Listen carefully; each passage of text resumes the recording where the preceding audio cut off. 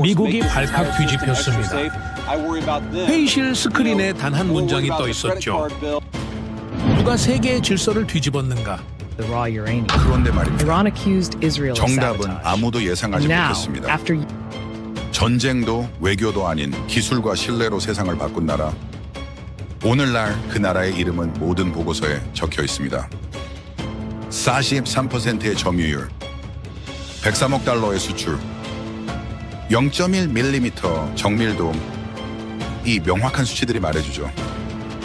도대체 어떻게 이 작은 나라가 여기까지 온 걸까요? 워싱턴은 충격에 빠졌고 세계는 조용히 배웠습니다. 그리고 그들은 깨달았죠. 기술의 시대가 아니라 정신의 시대가 왔다고요?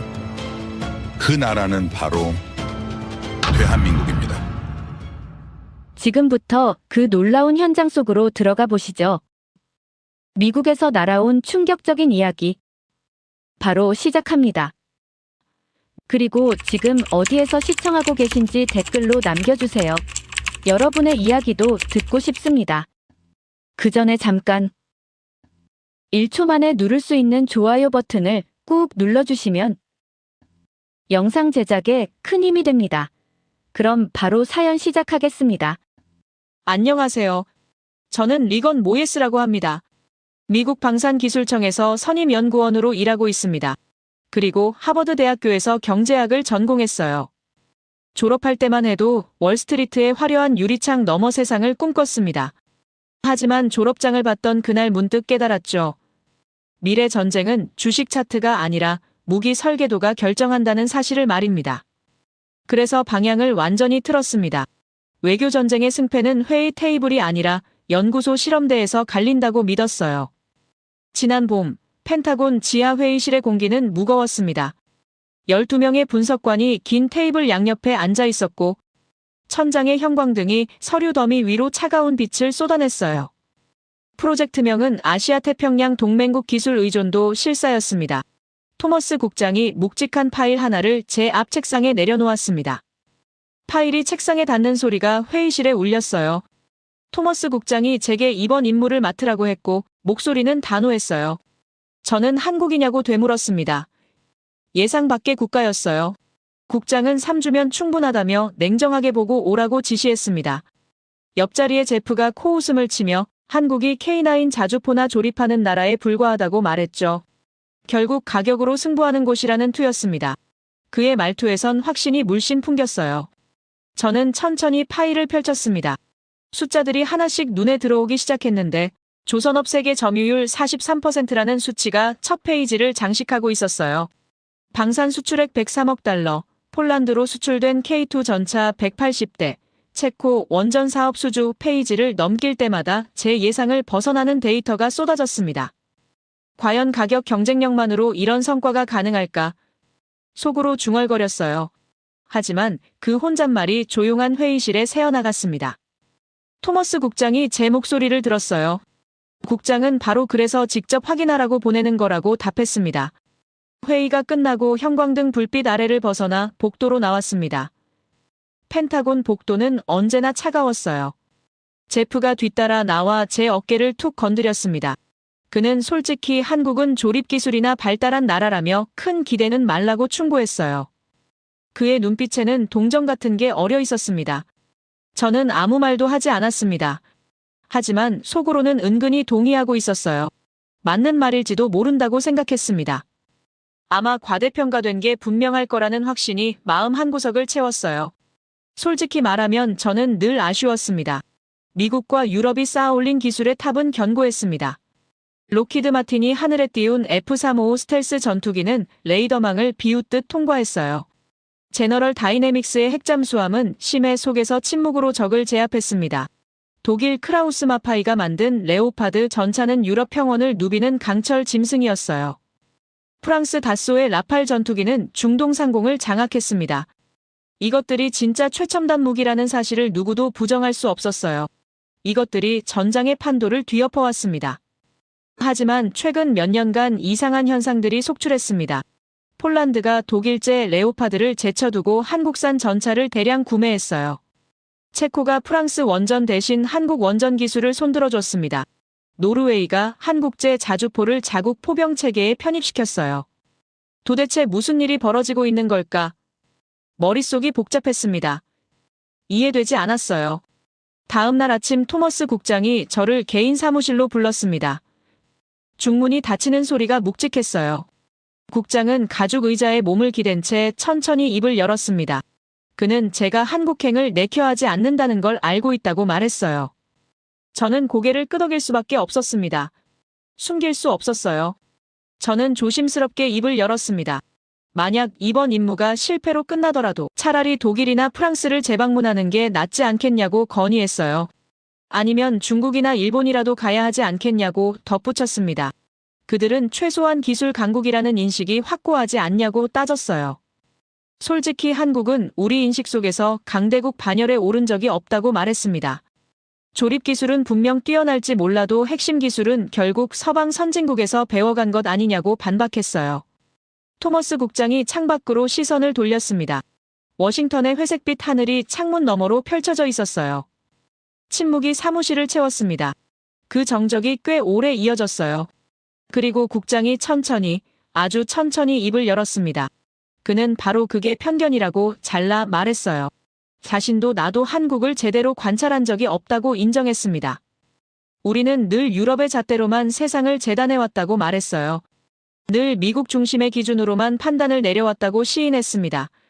하지만 숫자는 절대 거짓말을 하지 않는다고 강조했어요. 조선업 점유율 43%, 방산 수출 103억 달러, 이런 수치가 단순한 우연이겠냐고 되물었습니다.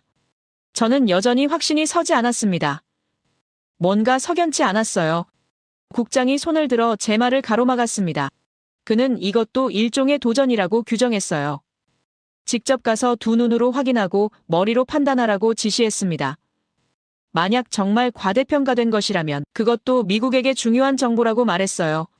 하지만 만약 우리가 뭔가 중대한 흐름을 놓치고 있다면 그건 훨씬 더 중요한 정보라고 덧붙였습니다. 미국은 역사적으로 도전을 회피한 적이 없다고 상기시켰어요. 바로 그 정신이 우리를 초강대국으로 만든 원동력 아니냐고 반문했습니다. 저는 더 이상 할 말이 없었습니다. 국장의 논리가 옳았어요. 결국 저는 천천히 고개를 끄덕였습니다. 알겠다고 답했어요. 다녀오겠다고 약속했습니다. 국장실을 나와 집으로 돌아왔습니다. 출국 전날 밤이었어요. 서재 책상 위에는 서류들이 산더미처럼 쌓여 있었습니다. 캐리어를 끌어내 짐을 싸기 시작했어요. 제시카가 서재 문을 열고 들어왔습니다. 아내는 달력을 가리키며 3주나 떨어져 있어야 하냐고 물었어요. KT의 7번째 생일도 놓치게 된다고 덧붙였습니다. 저는 딸아이 방 쪽을 바라봤습니다. 마음 한구석이 무거워졌어요. 하지만 이건 제가 해야 할 일이었습니다. 중요한 프로젝트라고 대답할 수밖에 없었어요. 책상 위로 시선을 돌렸습니다. 출력해둔 자료들이 펼쳐져 있었어요. 첫 번째 보고서에는 1996년 불금 사업이라는 제목이 박혀 있었습니다. 러시아가 1조 2천억 원의 빚을 무기로 갚았다는 내용이었어요. T-80 전차, BMP-3 장갑차, 각종 미사일 시스템, 당시 세계 언론은 한국이 고철 더미를 수입했다며 조롱했습니다. 두 번째 자료는 2014년 K2 전차 개발 완료 보고서였습니다. 명중률 95%라는 수치가 눈에 들어왔어요. 세 번째는 2022년 누리호 발사 성공 기사였습니다. 한국이 세계에서 7번째로 독자 우주 발사 능력을 확보했다는 내용이었어요. 저는 숫자 하나에 시선이 멈췄습니다. 26년, 1996년부터 2022년까지의 시간이었어요. 거의 제 나이와 맞먹는 세월이었습니다. 그 긴 시간 동안 고철이 우주 발사체로 변했다는 게 사실일까? 의문이 꼬리를 물었어요. 아니면 어딘가 과장된 부분이 섞여 있는 걸까? 확신이 서지 않았습니다. 제시카가 제 어깨에 손을 올렸습니다. 아내가 조용히 물었어요. 믿고 싶지 않은 거냐고, 아니면 인정하기 싫은 거냐고. 그 질문이 가슴에 박혔습니다. 저는 대답하지 못했어요. 정확히 뭐라고 말해야 할지 몰랐습니다. 창밖으로 워싱턴의 야경이 펼쳐져 있었습니다. 백악관의 하얀 외관이 조명을 받아 빛나고 있었어요. 의사당 돔이 어둠 속에서 위엄을 뽐냈습니다.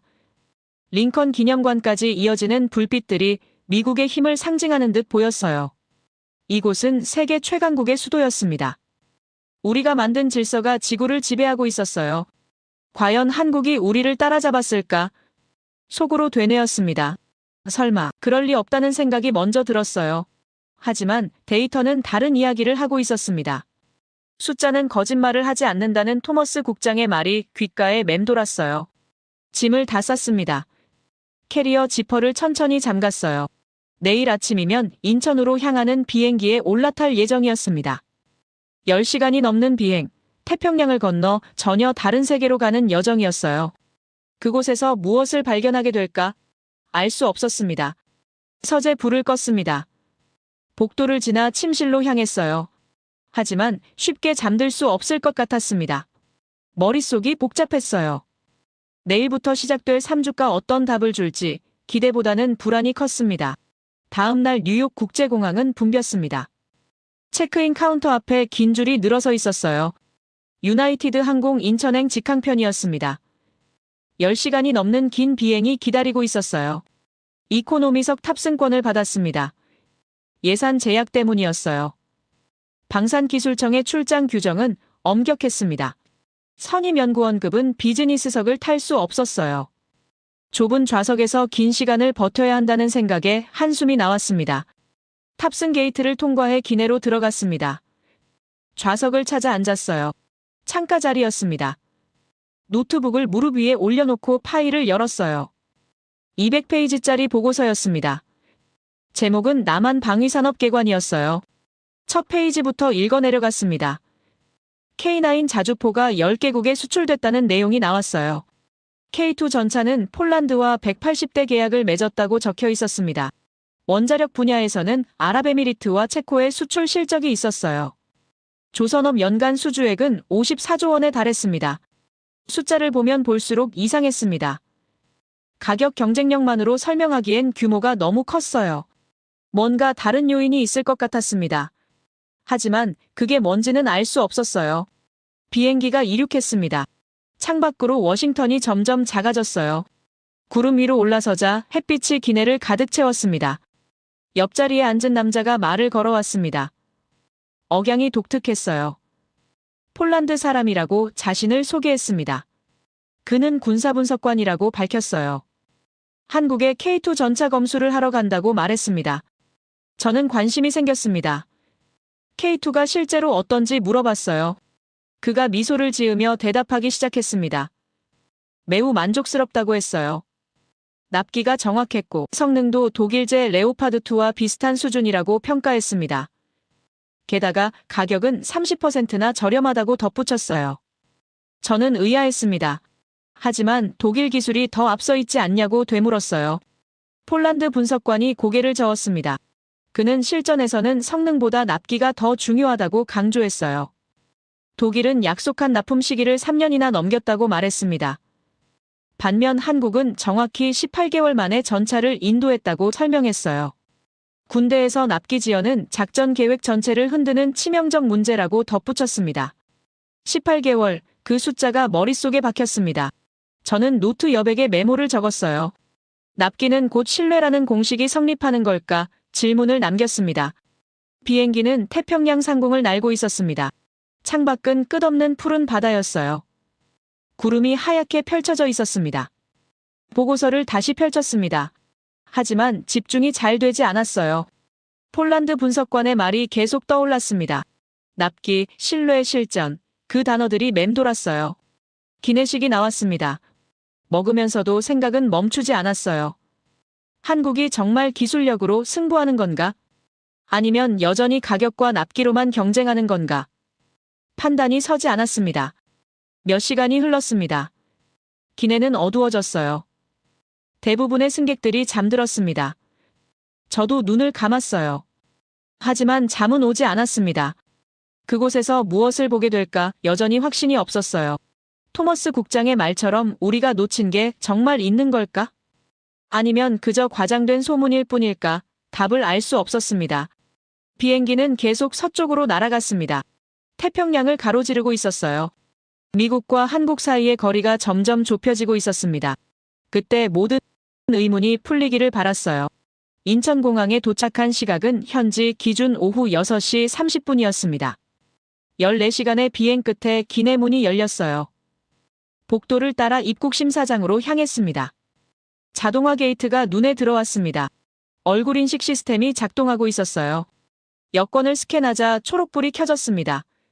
10분도 채 걸리지 않았어요. 속으로 생각했습니다. 깔끔하네, 잘 따라했어. 하지만 미국도 이 정도 시스템은 갖추고 있었습니다. 특별히 놀랄 일은 아니었어요. 수화물 찾는 곳으로 이동했습니다. 컨베이어 벨트가 돌기 시작했어요. 10분 만에 제 캐리어가 나왔습니다. 생각보다 빨랐어요. 운이 좋았나 싶었습니다. 입국장 문을 밀고 나갔습니다. 수많은 사람들이 마중 나와 있었어요. 그중 파란색 정장을 입은 한국인 남성이 제 이름이 적힌 팻말을 들고 서 있었습니다. 그가 다가와 리건 모에스 연구원이냐고 물었어요. 저는 고개를 끄덕였습니다. 그가 자신을 소개했습니다. 이호열이라는 이름이었어요. 국방과학연구소 선임연구원이라고 밝혔습니다. 앞으로 3주간 안내를 맡게 됐다고 말했어요. 악수를 나눴습니다. 이호열 연구원의 영어 발음은 매끄러웠습니다. 공항을 나오며 주변을 둘러봤습니다. 마스크를 쓴 사람들이 여전히 많았어요. 하지만 걸음걸이는 빨랐습니다. 질서정연하게 움직이고 있었어요. 바닥은 깨끗했습니다. 안내판도 선명했어요. 이호열 연구원이 주차장으로 안내했습니다. 검은색 차량이 서 있었어요. 제네시스 지구공이라는 엠블럼이 보였습니다. 현대자동차 최고급 라인이라고 이호열 연구원이 설명했어요. 현대자동차는 미국에도 엘라베마 공장이 있어서 익숙한 브랜드였습니다. 하지만 이 모델은 미국에서 본 적이 없었어요. 차에 올라타자 부드러운 가죽 시트가 몸을 감쌌습니다. 실내가 생각보다 고급스러웠어요. 이호열 연구원이 시동을 걸며 호텔까지 1시간 정도 걸린다고 알려줬습니다. 차창 밖으로 고속도로가 펼쳐졌습니다. 불빛들이 줄지어 흘러갔어요. 저는 조용히 풍경을 관찰했습니다. 특별한 감흥은 없었어요. 다음 날 아침 호텔 로비에서 이호열 연구원을 만났습니다. 그가 오늘 첫 일정은 롯데타워라고 말했어요. 서울 전체를 조망하며 한국의 산업 발전 과정을 이해하는 게 중요하다고 덧붙였습니다. 큰 그림을 먼저 보고 나서 세부적으로 들어가는 게 효율적이라고 설명했어요. 차로 30분을 달렸습니다. 거대한 건물이 하늘을 찌르고 있었어요. 123층짜리 타워였습니다. 고속 엘리베이터를 타고 전망대로 올라갔습니다. 귀가 먹먹해질 정도로 빠른 속도였어요. 555m 높이에서 서울이 한눈에 들어왔습니다. 한강이 도시를 가로지르고 있었어요. 다리들이 줄지어 놓여 있었습니다. 이호열 연구원이 태블릿을 꺼내 보여줬습니다. 화면에 그래프가 떴어요. 제목은 한국 조선업 세계 점유율 변화였습니다. 숫자들이 눈에 박혔습니다. 1970년 0%, 1980년 5%, 1990년 15%, 2000년 35%, 2024년 43%, 충격적인 상승 곡선이었어요. 이호열 연구원이 설명하기 시작했습니다. 1970년대만 해도 한국은 세계 최빈국이었다고 말했어요. 1인당 GDP가 250달러에 불과했다고 덧붙였습니다. 하지만 현대중공업이 설립되며 모든 게 바뀌기 시작했다고 강조했어요. 다음 사진이 화면에 떴습니다. 거대한 조선소 전경이었어요. 거제 조선소라는 설명이 붙어 있었습니다. 도크의 길이가 672m, 폭이 92m라고 적혀 있었어요. 동시에 5척을 건조할 수 있다는 문구가 보였습니다. 저는 태블릿을 받아 화면을 확대했습니다. 도크가 축구장 6개를 합친 크기였어요. 말도 안 되는 규모였습니다. 이게 하나의 조선소라는 게 믿기지 않았어요. 이호열 연구원이 다음 자료를 넘겼습니다.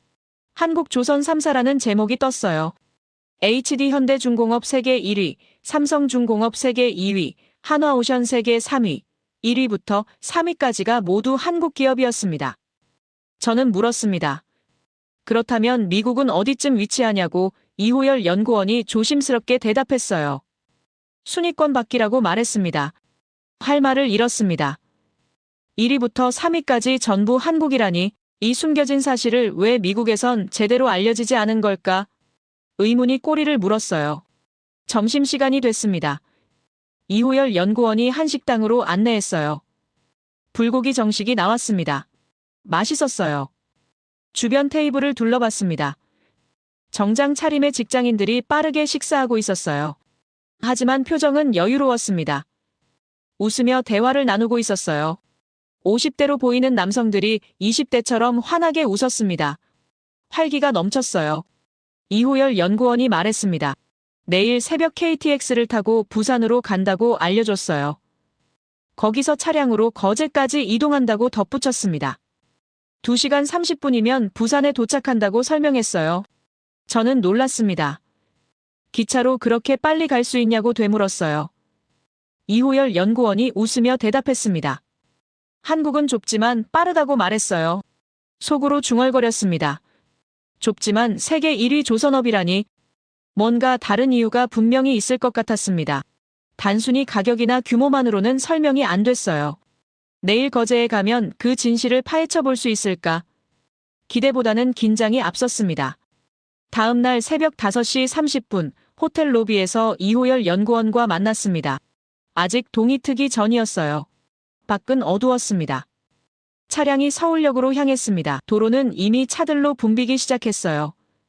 새벽인데도 사람들이 움직이고 있었습니다. 서울역에 도착하자 예상 밖의 광경이 펼쳐졌습니다. 역사 내부는 사람들로 가득했어요. 새벽 6시가 채 안 됐는데 수백 명이 오가고 있었습니다. 정장 차림의 직장인들, 캐리어를 끄는 여행객들 모두가 바쁘게 움직였어요. 이호열 연구원이 KTX 승강장으로 안내했습니다. 고속열차였어요. 플랫폼에 서 있는 열차는 유선형이었습니다. 깔끔한 외관이었어요. 탑승하자 좌석이 넓고 쾌적했습니다. 창가 자리에 앉았어요. 정각 6시, 열차가 출발했습니다. 미세한 진동도 거의 느껴지지 않았어요. 이호열 연구원이 설명하기 시작했습니다. 이 열차는 시속 300km로 달린다고 말했어요. 2시간 30분이면 부산에 도착한다고 덧붙였습니다. 한국은 국토가 작지만 그래서 오히려 빠른 이동이 가능하다고 강조했어요. 창밖으로 풍경이 빠르게 지나갔습니다. 도시가 펼쳐졌다가 산이 나타났어요. 터널을 통과하고 다시 평야가 보였습니다. 속도감이 느껴졌어요.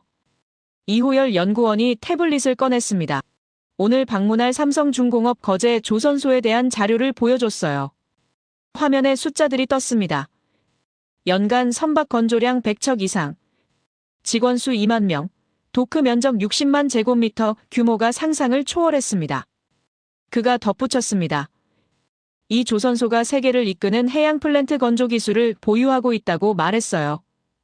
LNG 운반선 분야에서는 세계 시장의 70%를 차지한다고 설명했습니다. 70%라는 숫자에 놀랐습니다. 이건 단순한 점유율이 아니었어요. 사실상 독점 수준이었습니다. 열차는 계속 남쪽으로 달렸습니다. 차창 밖 풍경이 점점 변화했어요. 고층 빌딩들이 줄어들고 산과 들판이 늘어났습니다. 이호열 연구원이 조용히 말했습니다. 많은 외국인들이 한국을 오해한다고 했어요. 단순히 빠르게 따라잡은 나라로만 본다고 덧붙였습니다. 하지만 실상은 다르다고 강조했어요. 한국은 모방이 아니라 재창조를 해왔다고 설명했습니다. 그 말이 가슴에 와닿았습니다. 제가 가진 편견이 조금씩 흔들리기 시작했어요. 정확히 2시간 30분 후 부산역에 도착했습니다. 약속된 시간이 정확히 지켜졌어요. 미국에서는 기차 지연이 흔한 일인데 여기선 1분이 오차도 없었습니다. 역 밖에서 차량으로 갈아탔습니다. 거제로 향하는 길이었어요. 해안 도로를 따라 1시간을 더 달렸습니다. 바다가 보이기 시작했습니다. 푸른 물결이 아침 햇살을 받아 반짝였어요. 멀리 섬이 보였습니다. 거제도였어요. 거대한 다리가 나타났습니다. 거가대교라고 이호열 연구원이 알려줬어요. 바다를 가로지르는 다리를 건너자 거제도에 진입했습니다. 그때 멀리 무언가 보였습니다. 처음엔 건물인 줄 알았어요. 하지만 가까워지자 정체가 드러났습니다. 크레인이었습니다. 높이가 100m는 좋게 넘어 보였어요. 한 개가 아니었습니다. 수십 개의 거대한 크레인들이 하늘을 찌르고 있었습니다. 심장이 빨라지기 시작했습니다. 저 크레인들 아래 무엇이 있을까? 궁금증이 커졌어요. 차량이 조선소 정문으로 다가갔습니다. 정문 옆 표지판에 삼성중공업 거제조선소라고 적혀 있었어요. 이호열 연구원이 말했습니다. 이제부터 보게 될 것은 단순한 공장이 아니라고 했어요. 이곳은 하나의 문화적 현상이라고 표현했습니다. 납기를 신념으로 만드는 사람들의 집합체라고 설명했어요. 그 말의 의미를 이해할 수 없었습니다. 하지만 곧 알게 될 것 같았어요. 정문이 열리고 있었습니다.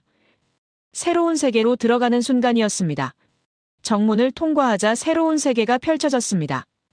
눈앞에 거대한 도크가 나타났어요. 길이만 500m는 좋게 넘어 보였습니다. 폭도 어마어마했습니다. 100m 가까이 됐어요. 그 안에서 20만 톤급 컨테이너선이 건조되고 있었습니다. 배 한 척이 아니었어요. 여러 척이 동시에 만들어지고 있었습니다. 수백 명의 작업자들이 움직이고 있었습니다. 용접 불꽃이 사방에서 튀었어요. 크레인이 거대한 철판을 나르고 있었습니다.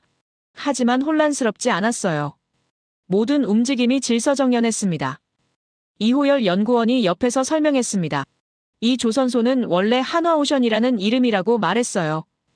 역사가 깊다고 덧붙였습니다. 1973년 대한조선공사의 옥포조선소로 출발했다고 설명했습니다. 당시 박정희 대통령이 중화학공업화를 선언하며 대형 조선소 건설을 추진했다고 말했어요. 하지만 착공 직후 오일 쇼크가 터졌다고 덧붙였습니다.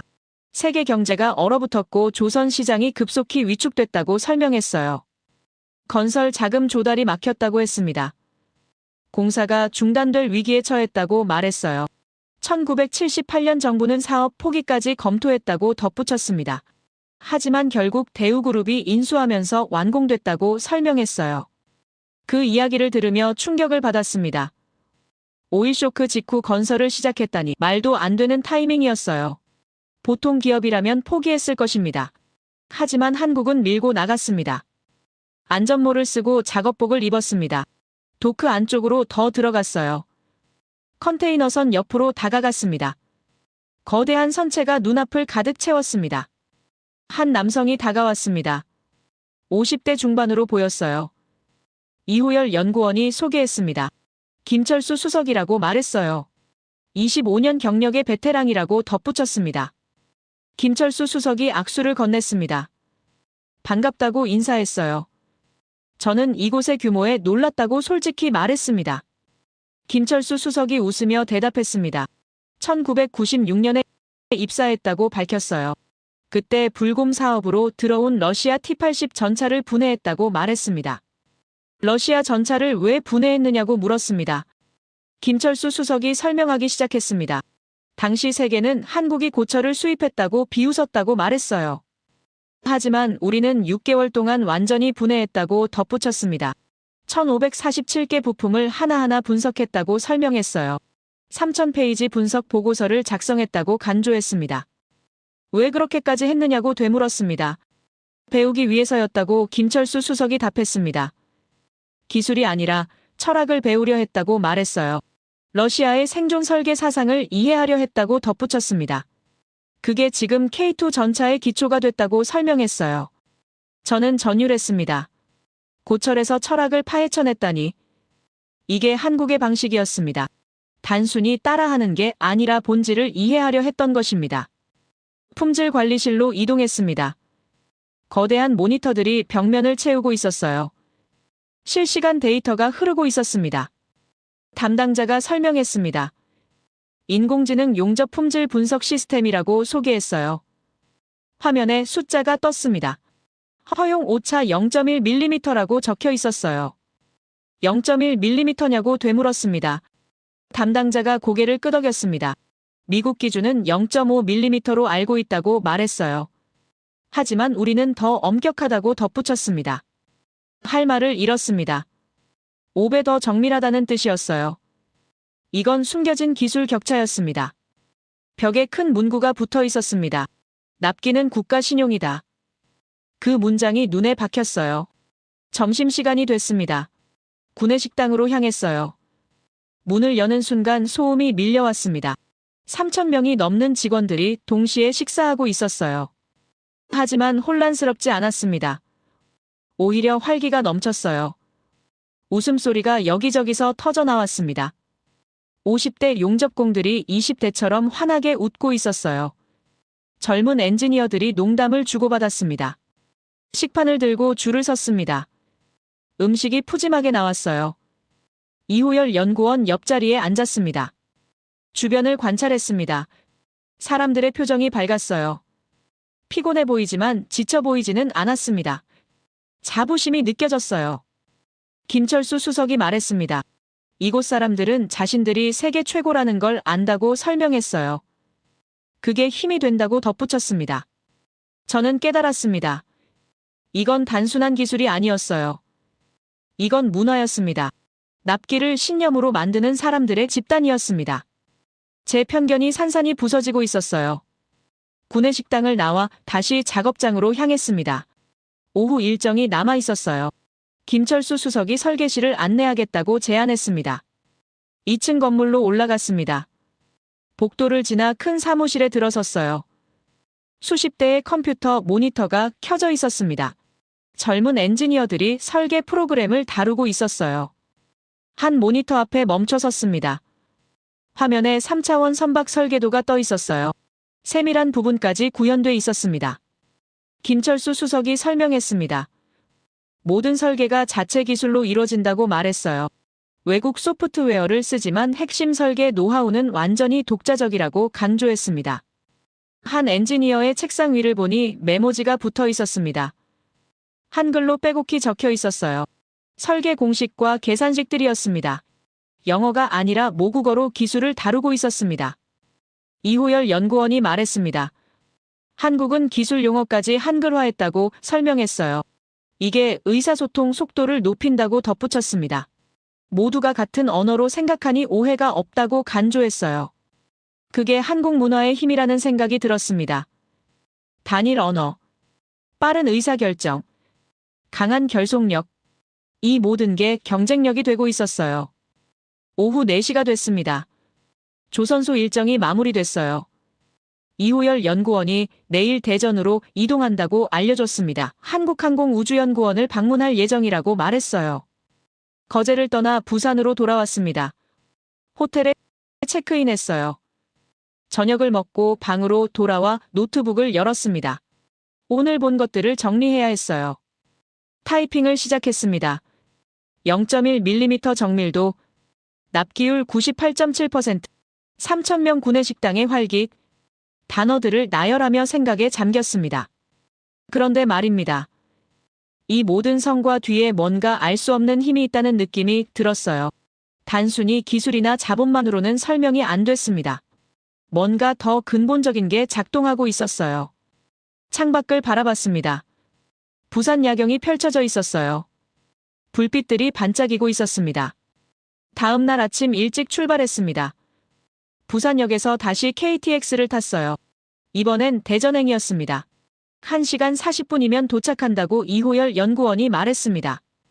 열차가 출발했습니다. 창밖으로 풍경이 흘러갔어요. 산과 들판이 반복됐습니다. 이호열 연구원이 태블릿을 꺼냈습니다. 오늘 방문할 연구원에 대한 자료를 보여줬어요. 누리호라는 이름이 눈에 들어왔습니다. 한국의 독자 우주발사체였어요. 화면을 넘기며 설명을 들었습니다. 1996년부터 시작된 프로젝트라고 했어요. 26년이 걸렸다고 덧붙였습니다. 그 긴 시간 동안 포기하지 않았다는 게 놀라웠습니다. 특히 한 문장이 눈에 띄었습니다. 2021년 1차 발사 실패 후 14개월 만에 성공했다는 내용이었어요. 실패를 딛고 일어선 용기가 느껴졌습니다. 대전역에 도착했습니다. 차량으로 갈아타고 연구원으로 향했어요. 30분을 더 달렸습니다. 깨끗한 연구동 건물들이 나타났습니다. 2022년 신축이라고 이호열 연구원이 알려줬어요. 현대적인 외관이었습니다. 로비를 지나 전시실로 들어갔습니다. 그 순간 숨이 멎었어요. 거대한 로켓 엔진이 서 있었습니다. 높이가 4m는 됐습니다. 무게는 7톤이라는 설명이 붙어 있었어요. 75톤급 액체 로켓 엔진 100% 국산이라고 적혀 있었습니다. 가까이 다가가 자세히 봤습니다. 금속 표면이 매끄러웠어요. 복잡한 배관들이 정교하게 연결돼 있었습니다. 이걸 정말 한국이 만들었다는 게 실감이 났습니다. 한 남성이 다가왔습니다. 이호열 연구원이 소개했어요. 박성진 박사라고 말했습니다. 누리호 엔진 개발 총괄이라고 덧붙였어요. 박성진 박사가 악수를 건넸습니다. 반갑다고 인사했어요. 저는 이 엔진이 정말 100% 국산이냐고 물었습니다. 박성진 박사가 당당하게 대답했습니다. 맞다고 확인했어요. 모든 부품이 한국에서 설계되고 제작됐다고 말했습니다. 그렇다면 기술 이전은 어디서 받았느냐고 되물었습니다. 박성진 박사가 잠시 웃었습니다. 받지 못했다고 답했어요. MTCR 때문에 막혔다고 설명했습니다. 그래서 독자 개발할 수밖에 없었다고 덧붙였어요. 저는 충격을 받았습니다. 막혔으니 스스로 만들었다는 것입니다. 이게 한국의 방식이었어요. 문이 닫히면 벽을 뚫는 나라였습니다. 박성진 박사가 영상을 재생했습니다. 대형 스크린의 개발 과정이 펼쳐졌어요. 1998년부터 시작된 여정이었습니다. 1998년 완전 분해, 2003년 첫 시험 로켓 실패, 2010년 독자 개발 선언, 2018년 엔진 완성, 2021년 1차 발사 실패, 2022년 2차 발사 성공. 숫자들이 화면을 채웠어요. 특히 한 장면에서 멈췄습니다. 실패 분석실이라는 공간이었어요. 벽 가득 사진들이 붙어 있었습니다. 38번의 지상시험 실패 기록이라고 자막이 떴어요. 박성진 박사가 설명했습니다. 각 실패마다 200페이지 분석 보고서를 작성했다고 말했어요. 총 8,700페이지라고 덧붙였습니다. 실패가 가장 비싼 교과서라고 간주했어요. 저는 전율했습니다. 실패를 숨기지 않고 오히려 기록으로 남겼다는 것입니다. 이게 한국의 힘이었어요. 오후 5시가 됐습니다. 연구원 일정이 마무리됐어요. 이호열 연구원이 대전 시내로 나가자고 제안했습니다. 저녁 식사를 하면서 대전이라는 도시를 경험해보는 게 좋겠다고 말했어요. 차량으로 시내 중심가로 향했습니다. 20분쯤 달렸어요. 은행동이라는 곳에 도착했습니다. 구도심이라고 이호열 연구원이 설명했어요. 한식당에 들어갔습니다. 갈비찜을 주문했어요. 음식이 나오는 동안 주변을 둘러봤습니다. 가족 단위 손님들이 많았어요. 아이들 웃음소리가 식당을 채웠습니다. 식사를 마치고 밖으로 나왔습니다. 이호열 연구원이 걸어서 5분 거리에 유명한 빵집이 있다고 말했어요. 성심당이라는 이름이라고 덧붙였습니다. 대전 사람들의 자부심이라고 설명했어요. 걸어가며 거리를 관찰했습니다. 오래된 건물들이 많았어요. 하지만 깨끗하게 정비돼 있었습니다. 성심당 건물이 나타났습니다. 생각보다 컸어요. 2층짜리 건물이었습니다. 문을 열고 들어서는 순간 사람들로 가득했습니다. 저녁 시간인데도 줄이 길게 늘어서 있었어요. 이호열 연구원이 설명하기 시작했습니다. 2000년대 후반부터 유명해지기 시작했다고 말했어요. 튀김소보로라는 빵이 특히 인기라고 덧붙였습니다. 2013년에는 서울 롯데백화점에 초청받았다고 설명했어요. 그런데 흥미로운 점이 있었습니다. 롯데백화점이 서울 진출을 제안했지만 거절했다고 했어요. 성심당은 대전에서만 만날 수 있다는 원칙을 지킨다고 강조했습니다. 왜 서울 진출을 거부했느냐고 물었습니다. 이호열 연구원이 답했습니다. 대전 구도심을 지키기 위해서라고 설명했어요. 시청과 도청이 다른 곳으로 이전하면서 이 지역이 쇠락했다고 말했습니다. 하지만 성심당이 남아서 구도심을 지탱하고 있다고 덧붙였어요. 저는 감동받았습니다. 이익보다 지역을 선택한 것입니다. 이게 한국 문화였어요. 공동체를 먼저 생각하는 정신이었습니다. 줄을 서서 기다렸습니다. 15분쯤 지나 제 차례가 왔어요. 튀김소보로 6개를 샀습니다. 따뜻했어요. 밖으로 나와 하나를 베어 물었습니다. 바삭한 겉면과 부드러운 속이 조화를 이뤘어요. 맛있었습니다. 이호열 연구원이 말했습니다. 2014년 프란치스코 교황이 한국 방문 때 이 빵을 드셨다고 설명했어요. KTX로 이동하며 아침 식사로 먹었다고 덧붙였습니다. 교황이 팁으로 유로화를 줬는데 지금도 가게에 전시돼 있다고 말했어요. 놀라웠습니다. 교황까지 먹은 빵이라니. 하지만 더 놀라운 건 따로 있었어요. 60년 넘게 불우한 이웃에게 빵을 기부해온 정신 때문에 교황으로부터 훈장을 받았다고 이호열 연구원이 설명했습니다. 저는 깨달았습니다. 한국의 성공 뒤에는 이런 정신이 있었습니다. 이익만 추구하는 게 아니라 공동체를 생각하는 마음이었어요. 홍익인간이라는 단어가 떠올랐습니다. 널리 인간을 이롭게 한다는 뜻이라고 예전에 들은 적이 있었어요. 호텔로 돌아왔습니다. 방에 들어와 노트북을 열었어요. 오늘 본 것들을 정리했습니다. 26년 포기하지 않은 우주 개발, 38번 실패를 기록한 용기, 지역을 지키는 빵집.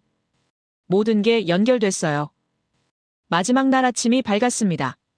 3주가 순식간에 지나갔어요. 오늘은 서울로 돌아가 인천공항으로 향하는 날이었습니다. 호텔 로비에서 이호열 연구원을 만났습니다. 그가 공항까지 배웅하겠다고 말했어요. KTX를 타고 서울역으로 갔습니다. 거기서 공항철도로 갈아탔어요. 열차 안에서 이호열 연구원과 마지막 대화를 나눴습니다. 그가 물었어요. 3주 동안 어땠느냐고. 저는 한참 생각했습니다. 그리고 솔직하게 대답했어요. 완전히 변화했다고 말했습니다. 제 편견이 산산이 부서졌다고 덧붙였어요. 이호열 연구원이 미소 지었습니다. 그가 말했어요. 많은 외국인이 한국을 오해한다고 설명했습니다. 하지만 직접 보면 이해하게 된다고 덧붙였어요. 저는 고개를 끄덕였습니다. 맞는 말이었어요. 데이터로는 알 수 없는 것들이 있었습니다.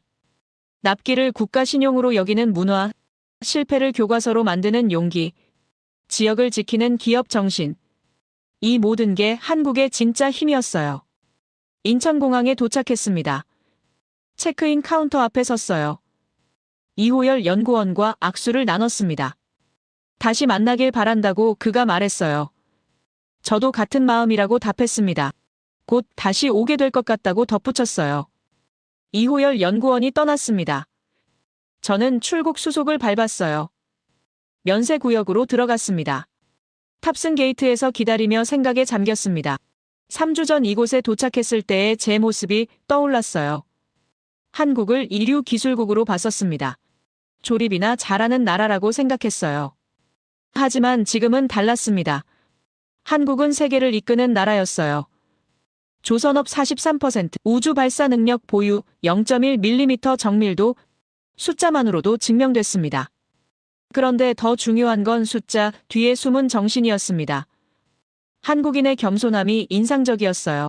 이호열 연구원도, 김철수 수석도, 박성진 박사도 모두가 아직 부족하다고 말했습니다. 배울 게 많다고 했어요.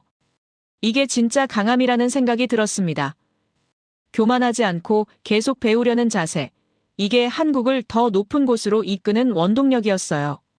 탑승 안내 방송이 나왔습니다. 일어나서 게이트로 향했어요. 비행기에 올랐습니다. 좌석에 앉아 안전벨트를 맸습니다. 창밖으로 인천공항 활주로가 보였어요. 비행기가 이륙했습니다. 한국이 점점 작아졌어요.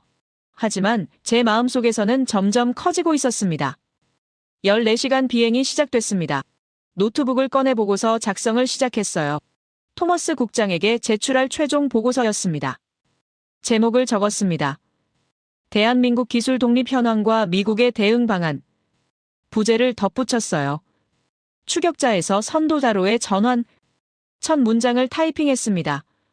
한국은 더 이상 이류 기술국이 아니다. 손가락이 움직였어요.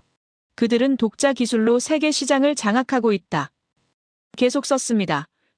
조선업 1위부터 3위 독점. 우주 발사 세계 7번째. 원전 수출 다수 국가. 방산 수출 103억 달러. 데이터를 나열했어요.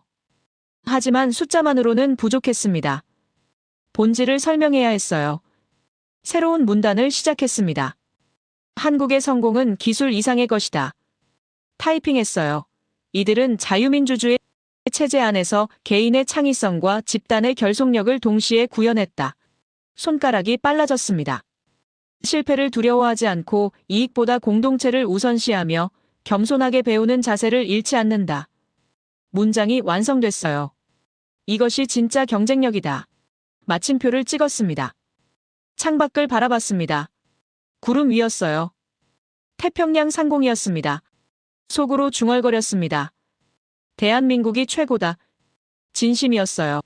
이제 미국이 배워야 할 차례였습니다. 워싱턴에 도착한 건 현지 시각 오후 2시였습니다. 덜스 공항을 빠져나와 곧장 펜타곤으로 향했어요. 토머스 국장이 즉시 보고하라는 메시지를 보냈었습니다. 국장실 문을 열고 들어갔습니다. 토머스 국장이 책상 앞에 앉아 있었어요. 제프도 함께 있었습니다. 보고서를 건넸습니다. 150페이지 분량이었어요. 토머스 국장이 첫 페이지를 넘겼습니다. 제목을 읽었어요. 어떠했냐고 국장이 물었습니다. 저는 잠시 침묵했어요. 그리고 천천히 입을 열었습니다. 완전히 틀렸다고 말했어요. 우리가 한국을 잘못 봤다고 덧붙였습니다. 제프가 고개를 저었습니다. 과장 아니냐고 반박했어요. 저는 그를 똑바로 봤습니다. 과장이 아니라고 답했어요. 직접 가보라고 권했습니다. 거제 조선소만 가도 알 수 있다고 강조했어요. 토머스 국장이 보고서를 계속 넘겼습니다. 데이터 페이지에서 멈췄어요. 조선업 납기율 98.7% 대 미국 65%, 정밀도 0.1mm 대 0.5mm, 숫자들이 명확했습니다. 국장이 물었습니다. 제안사항이 뭐냐고. 저는 준비한 내용을 설명했습니다. 필리 조선소에 한국 시스템 도입이 필요하다고 말했어요. 한미 기술 협력 태스크포스 구성을 제안했습니다. 상호 엔지니어 교환 프로그램도 제시했어요. 토머스 국장이 고개를 끄덕였습니다. 검토하겠다고 답했어요. 그날 이후 6달이 흘렀습니다. 빠르게 움직였어요. 필리 조선소가 실험적으로 한국 품질 관리 시스템을 도입했습니다. 결과는 놀라웠습니다. 생산성이 35% 향상됐어요. 납기 준수율이 65%에서 89%로 올랐습니다. 직원 만족도도 상승했어요. 2025년 9월 의회 청문회가 열렸습니다. 50명의 의원이 참석했어요. 주제는 동맹국 기술 협력 강화 방안이었습니다. 증인석에 앉았습니다. 마이크 앞이었어요. 한 의원이 질문했습니다. 미국이 뒤처진다는 뜻이냐고 따졌어요. 저는 침착하게 답했습니다.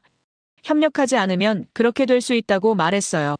한국은 더 이상 추격자가 아니라 창조자라고 설명했습니다.